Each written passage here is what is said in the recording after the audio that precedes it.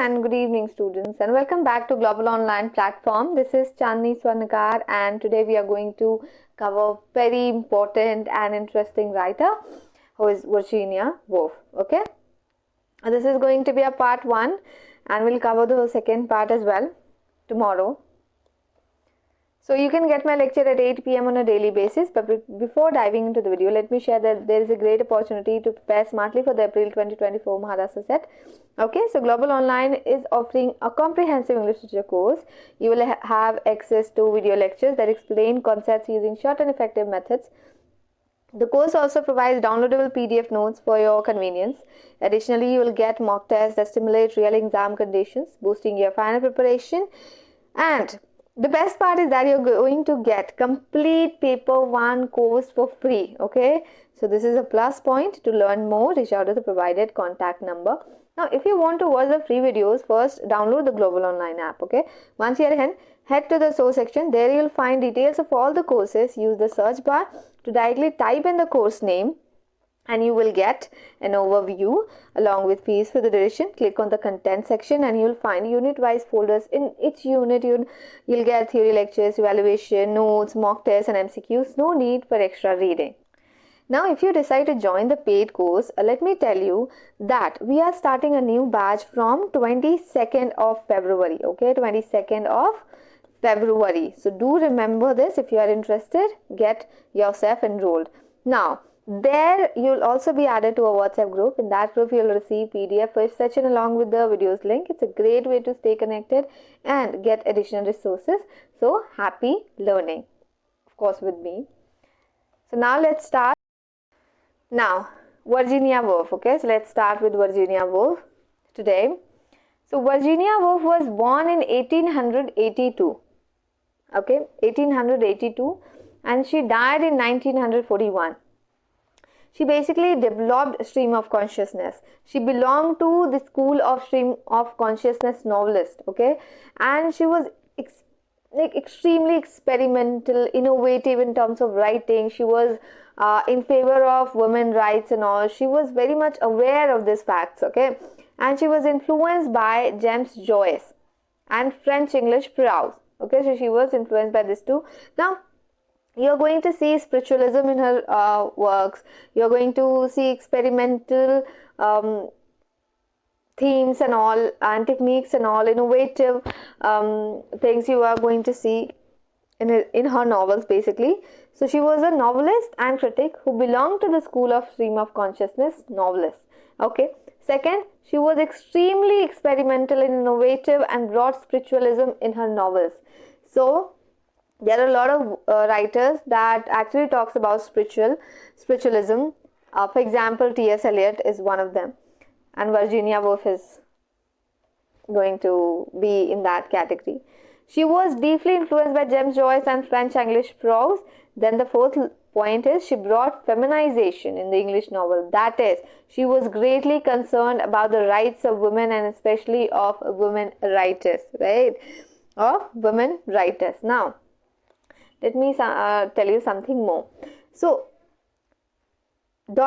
she was a daughter of Leslie Stephen, and actually she was suffering from mental illness, right? And earlier it was not very easy to accept it, and now today's generation are like we so often and most of the time we use okay, I'm ill, I'm mentally sick, you are mentally sick. Okay, so but you need to understand this is so deep, right? You need to understand these things. Mental illness is not something to mock about, right? So you need to be very compassionate towards people. So she suffered from the mental illness intermittently, and during one such boutique, she drowned herself in the river Ouse. Okay, so she was suffering and she drowned herself in the river Ouse. Just imagine, and that's how she died. So just understand the tragic thing that actually happened, and the difficulty that people face when it comes to mental illness, right? You need to understand these things. Now, she reduced the plot and elements of novel writing as far as she could and developed the stream of consciousness narrative to render experience. She actually added to the stream of consciousness technique, okay, and she reduced the plot and elements of novel writing as much or as far as she could, okay, so she did it. So these are her contribution to our literature. Now let's talk about the works. So the first work is The Voyage Out. What it is? The Voyage Out. It was published in 1915. Just remember the title. Second work, Night and Day. It was published in 1919. Okay, and it's a symbolic work of great poetic beauty. Just remember this much. That is it. And we are going to cover 3 most important works of Virginia Woolf, and these are very important and you need to understand the summary, characters, everything, right? So let's talk about Mrs. Dalloway first, okay? So Mrs. Dalloway was published in 1925 and it actually talks about a character, Clarissa, okay, Clarissa Dalloway. So it talks about only one day. It's a fictional character and she belongs to upper class society, okay, upper class women in post First World War England, okay, and it actually the whole work talks about the life and how things are around her, okay, and small details, minor details are also being added by Virginia Woolf. So that is important for you to know. Now the novel begins with 2 short stories, okay, so 2 short stories are there, but one of them is what? Unfinished. So the unfinished one is the Prime Minister. The Prime Minister. The finished one is Mrs. Dalloway in Bond Street. So there are 2 short stories. The first, Mrs. Dalloway in Bond Street, and the unfinished one, the Prime Minister. Okay, so do remember this small detail. Okay, so basically story starts from a party. Okay, and the host is Clarissa. She is hosting the party. Now throughout the narrative, basically you are going to see the whole story, the thoughts, the perspective from or of Clarissa. Okay, so you are going to do that. Now you are also going to see other characters' perspective in the story at the beginning. Okay, including Septimus Warren Smith, a shell-shocked war veteran. You are going to see this character's perspective as well. Now the characters are Richard Dalloway, okay, Clarissa Dalloway, the protagonist, Elizabeth Dalloway, Septimus Warren Smith, 5th, Shelley Seton, 6th, Peter Wells, okay. So, do one thing, do cover the summary, at least half page of it or 1 para. Okay, so cover that. Do remember to cover it. Now, second is To the Lighthouse. Okay, To the Lighthouse basically it's a kind of story where a father promises actually his family members that will go to the lighthouse, will visit the lighthouse. Okay, so the story revolves around that lighthouse and the promises and whatever the character feels, the thoughts, the desires, everything this particular work will talk. Okay, now I have already told you some basic details, right?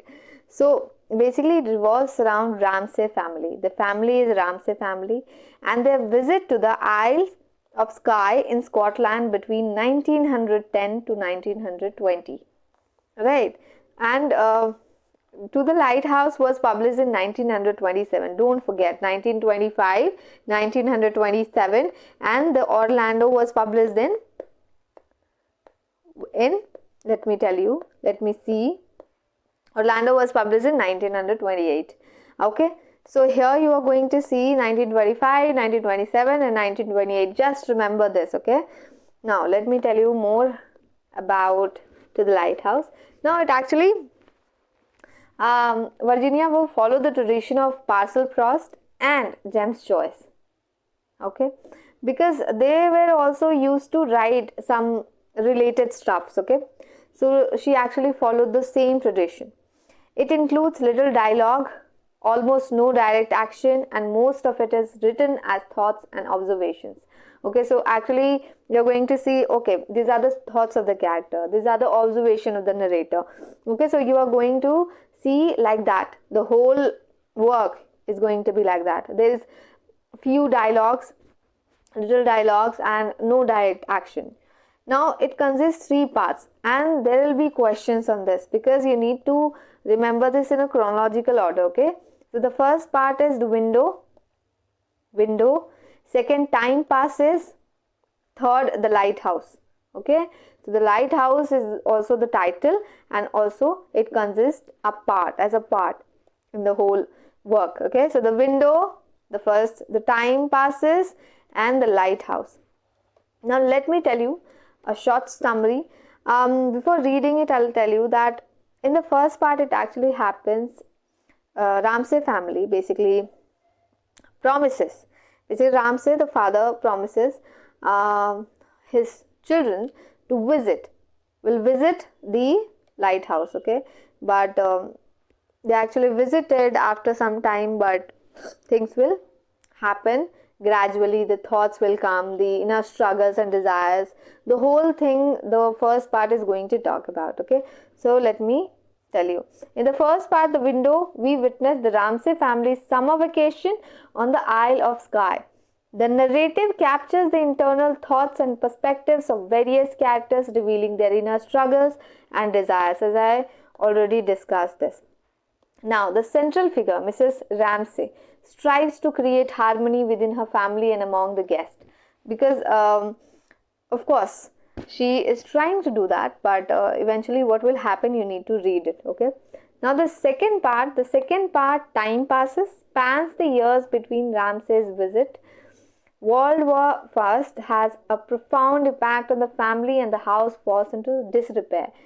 It was like in a bad condition. The house falls into a bad condition. Okay, so the narrative employs a stream of consciousness technique to convey the passage of time and the effects of external events on the characters' lives.